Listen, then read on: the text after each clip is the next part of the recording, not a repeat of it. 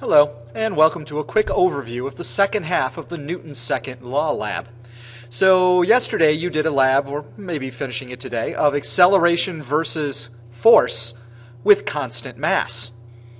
Today you're going to do an experiment which is acceleration versus mass, and remember here we mean system mass, with constant force. This one's probably a little easier to wrap your brain around. You're going to open up the same Data Studio file, which will be the velocity versus time graph, the slope of which will be your acceleration. And this time you need to keep the force constant. So you're going to do that by moving 95 grams, 0.095 kilograms, onto the mass hanger. And since the mass hanger is itself 5 grams, that makes a total hanging mass of 100 grams, or 0.100 kilograms. And then you're going to leave it there for this part of the lab. By doing that, you are keeping the force constant. So now you're going to change the mass while keeping the force constant. So you're going to start out with nothing in the cart, no masses at all in the cart. Take them all out of there, just the cart and the 100 hanging off the side. And then you're going to do 3 trials of your acceleration. Then you're going to add 200 grams, or 0.2 kilograms, into the cart. And then you'll do 3 trials, and then you'll add another 200 into the cart, do 3 trials, and so on.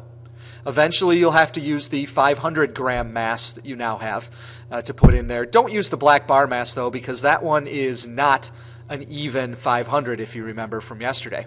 So use the masses that you're sure of.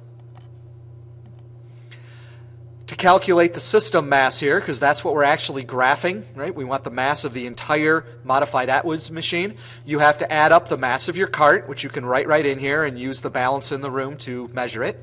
Any masses you add to the cart, so your first trial you'll have a 0 here. Your second trial you'll have 0.2, your third trial 0.4, and so on, plus the 100 grams, 0.1 kilograms you have hanging off the side. So your mass of your cart, roughly 0.5, plus whatever you put in the cart, plus the 0.1 hanging off the side, is your total mass. That's what you're actually putting in the data table, and that is what you're graphing, acceleration and mass with constant force. Now this will not be a linear graph you're going to see. Okay, it's going to look like something different. In fact, something that we haven't seen before this year. So to linearize it, you have to do one of 3 things to the mass. Remember, the mass will be the independent variable, so it will be on the horizontal, acceleration on the vertical. You either have to square the mass, square root the mass, or invert the mass. That means 1 over mass. All 3 of those are on that laminated sheet that's by your computer to tell you how to do those. Now, you can do these one of 2 ways. You can either guess and check, square it, see if it works, square root it, see if it works, invert it, square it, see if it works, and find one that linearizes it. Or you might just be able to think your way to the correct one. Look at the graph, your acceleration versus system mass graph. Look at the shape of the graph. Try to decide what you might have to do to linearize it. Think about what happens as one variable gets larger. What happens to the other variable? That might help you decide which of these 3 things will linearize your graph. So I hope you enjoy the second part of your Newton's second law pre-lab, and after tomorrow then we will post-lab it, and I will show you how to take both parts of your lab and put them together into one complete model.